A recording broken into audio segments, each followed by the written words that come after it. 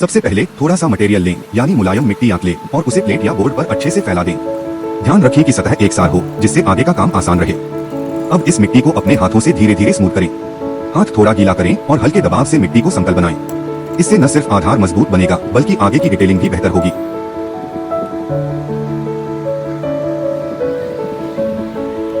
अब हम आंखें लगाने की प्रक्रिया शुरू करेंगे। पहले 2 छोटी गोलियां बनाएं और उन्हें चेहरे पर आंखों की जगह लगाएं। फिर इन आंखों के चारों ओर हल्की सी आउटलाइन बनाएं, ताकि आंखों को गहराई और आकार मिल सके। अब बारी है गणेश जी के प्यारे प्यारे गाल बनाने की। इसके लिए मिट्टी की 2 छोटी सी बॉल्स बनाएं और उन्हें गोलगप्पे जैसे फूले हुए आकार में ढालें। इन्हें चेहरे के दोनों ओर लगाएं। फिर हाथ गीला करके इन्हें धीरे धीरे स्मूथ करें, यानी चिकना बनाएं। यह गाल मूर्ति को कोमलता और मासूम भाव देते हैं। आप चाहें तो उंगलियों से हल्का सा शेप और डेप्थ भी दे सकते हैं।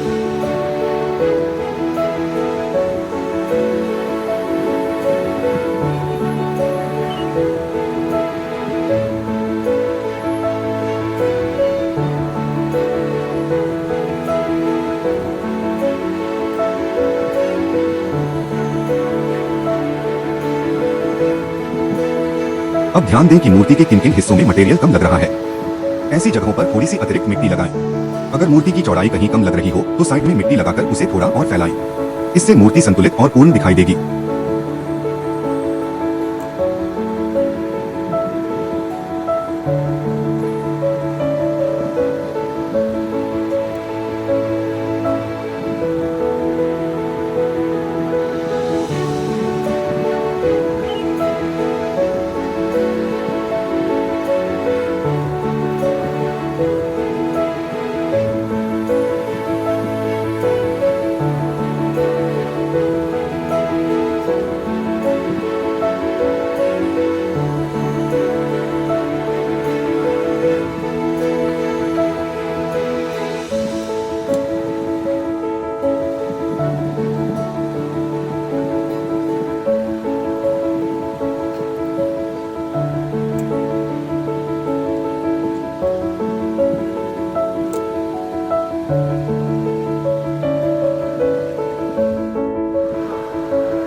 अब हम बनाएंगे गणेश जी की सूंड। इसके लिए मिट्टी से बेलन की तरह लंबा हिस्सा बनाएं और उसे चेहरे पर सही जगह पर लगाएं। अब आप सूंड को अपनी इच्छानुसार बाएं या दाएं मोड़ सकते हैं। साथ ही 2 छोटे छोटे दांत भी बनाएं और उन्हें सूंड के दोनों तरफ लगाएं।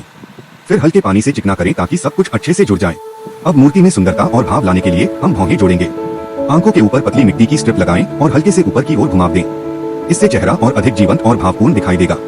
भौहें छोटी सी चीज हैं, पर मूर्ति को संपूर्ण बनाने में इनका योगदान बहुत बड़ा है।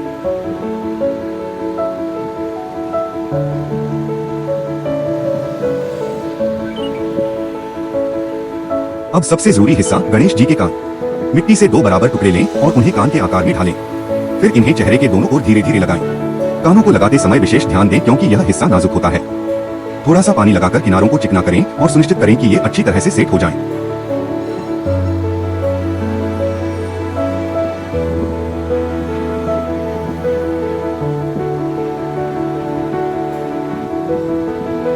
अब आपकी मूर्ति का पूरा ढांचा तैयार हो चुका है।